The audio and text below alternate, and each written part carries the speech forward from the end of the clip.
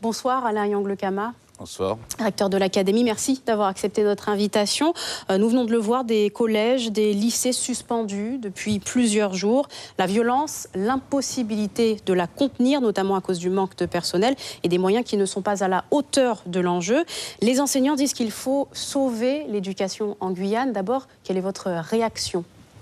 La réaction est qu'évidemment, je comprends la mobilisation qui est faite, mais il faut que tout le monde, en particulier les parents d'élèves, et les autres personnels qui ne sont pas grévistes aussi, parce qu'il n'y en a que 22% de grévistes aujourd'hui, il faut que les parents d'élèves comprennent que si on en est là, il y a vraiment deux raisons principales. La première, c'est qu'on sait tous que la violence augmente et accroît dans tout notre territoire, et malheureusement pour nous, cette violence commence à rentrer dans les écoles. Et donc, sur ce point-là, c'est une violence qui concerne tout le territoire. Donc, le préfet a pris les choses en main. Il convoque une réunion avec l'ensemble des acteurs vendredi prochain, et dans laquelle, évidemment, on va essayer de réfléchir à la violence aux abords des établissements.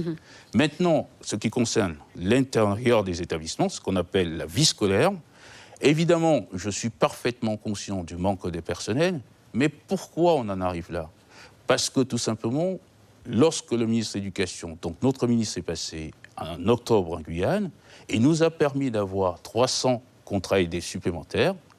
De sauver des contrats aidés, en tout cas. Mais on avait des contrats aidés sur l'accompagnement du handicap, et nous a permis d'en avoir 300 supplémentaires. Mais seulement dans ces contrats aidés, le délai de contractualisation était au 31 décembre. Et donc, beaucoup d'établissements, il faut que les parents comprennent, beaucoup d'établissements n'ont pas eu le temps de contractualiser.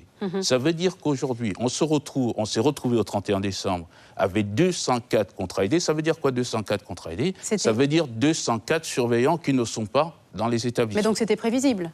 Le gouvernement a bien annoncé dès le départ que les contrats aidés progressivement disparaîtraient. Et cette prolongation était précise jusqu'à décembre. Ces contrats aidés, nous avons notifié à chacun de nos établissements leur contingent de contrats aidés, nous avons notifié en novembre.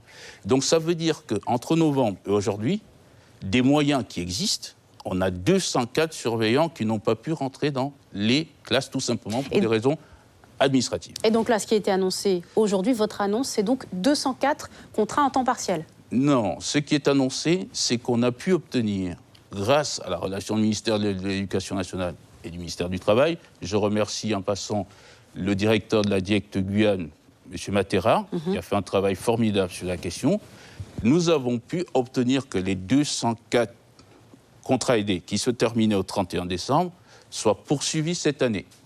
Donc, ça fait 204 adultes possibles dans les établissements. Jusqu'aux vacances. Et donc, on parle aussi de 40 nouveaux contrats d'assistants d'éducation. Et donc, comme c'est des contrats aidés, ils ont une durée de vie qui est finie. Donc, ils courent jusqu'au 31 août 2018, ces contrats aidés, les 204. Donc, on aura 204 surveillantes en plus.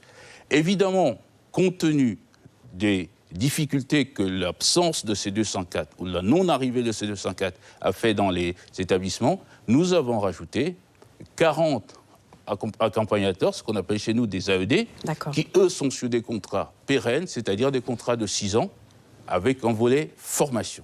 Donc, Alors, qu'adviendra-t-il pour la rentrée 2018 ? Pour la rentrée 2018, comme j'ai expliqué à l'intersyndicale, qui connaissent très très bien, parfois même mieux que nous-mêmes, les rouages de l'administration, évidemment, nous avons des contrats aidés. Vous imaginez que nous avons des contrats aidés. Ces contrats aidés sont déjà engagés, donc payés par l'Éducation nationale. Nous allons les utiliser jusqu'au bout. Et après, pour la rentrée prochaine, bien évidemment, comme j'ai dit, on va abonder encore les moyens qu'il faut pour la vie scolaire. Je tiens vraiment à dire qu'on est dans une situation aujourd'hui où on a l'avantage d'avoir un ministre qui est à l'écoute de ce qui se fait en Guyane, qui est très à l'écoute. Et donc, on va utiliser nos contrats aidés, comme j'ai expliqué ce matin, pour la transition jusqu'au 31 août. Et on verra pour la rentrée prochaine. Des AED, et évidemment qu'on aura des moyens de vie scolaire pour la rentrée prochaine. Mais donc là, on imagine qu'on aura les moyens d'ici la rentrée prochaine. On n'imagine pas, madame. On n'imagine pas. Je vous dis que si on arrive à cette situation-là, on a anticipé les 204 AED non utilisés ont été notifiés en novembre. Donc on n'a pas attendu les manifestations pour savoir qu'on avait des besoins de surveillants dans la vie scolaire. C'est vraiment ce qu'il faut que les parents d'élèves comprennent. Quand même, il y a eu un effort pour maintenir des contrats aidés en Guyane. Au-delà de cet effort précis dont vous parlez, l'ensemble du territoire a été placé en zone d'éducation prioritaire renforcée. Des promesses aussi en termes de construction, mais visiblement les limites sont toujours atteintes avant que les choses ne se mettent en place. L'intersyndicale et les parlementaires ont déjà alerté le ministre de l'Éducation, Jean-Michel Blanquer. Est-ce que finalement ce n'est pas le seul levier aujourd'hui face à l'impuissance du rectorat et des autorités locales ? Non, je ne pense pas qu'on puisse dire les choses comme ça. De toute façon, le recteur est le représentant du ministre sur le territoire. Donc, non, c'est-à-dire qu'il y a vraiment la capacité d'anticipation dans tous les domaines. Nous essayons d'anticiper, madame. Et sur cette question de vie scolaire, nous avions anticipé. Mais sauf que, comme je vous dis, une notification en novembre, et que pour des raisons administratives, et notamment le fait que quelques dossiers n'ont pas pu être traités par Pôle emploi, bien entendu, on se retrouve dans une situation qui est délicate parce que les établissements n'ont pas pu recruter les surveillants qu'il fallait. Mais ça veut quand même bien dire que nous avons parfaitement anticipé et que pour la suite, nous allons continuer d'anticiper comme dans tous les domaines que nous traitons. Donc aujourd'hui, les enseignants et les parents ont mal compris ou alors le rectorat a-t-il mal communiqué ?